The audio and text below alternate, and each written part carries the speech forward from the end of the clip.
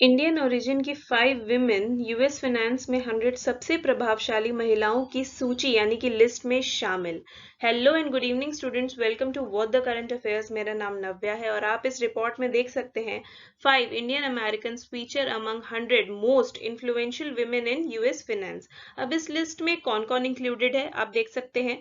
JP Morgan से अनु Iyengar, Ariel investment से Rupal Bhansali, Flynn of Goldman सैक्स से मीना लकड़ावाला, फ्रैंकलिन टेम्पलेटॉन से सोनल देसाई और बोफा सिक्योरिटीज से सविता सुब्रमण्यन।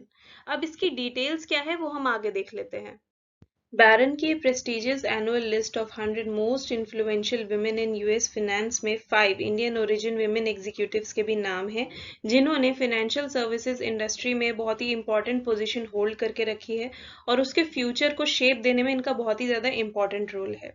और ये जो विमेन हैं इनके आप लिस्ट देख सकते हैं, ये 5 विमेन के आप नाम यहाँ पे देख सकते हैं। ये मैंने आपको पिछली स्लाइड में भी दिखाया था।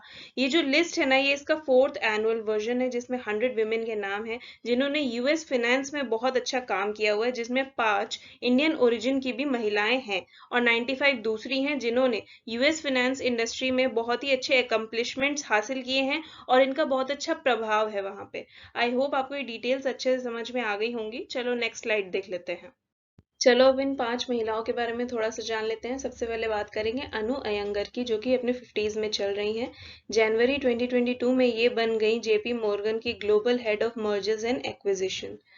रूपल जे भंसाली की बात करें तो ये 55 साल की हैं। एरियल इन्वेस्टमेंट की chief investment officer and portfolio manager के रूप में ये काम कर रही हैं।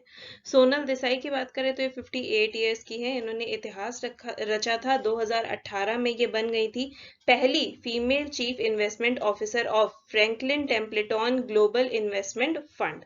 2009 में जब इन्होंने ये फर्म ज्वाइन करी थी, उससे पहले ये इन फर्म्स में भी काम कर चुकी हैं।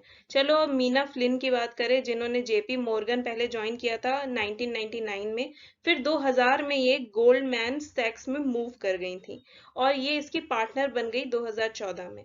अब सुब्रमण्यन की बात करें तो ये 50 साल की हैं और ये US equity and quantitative strategy at bank of America में ये हेड हैं। आई होप आपको ये डिटेल्स अच्छे से समझ में आ गई होंगी।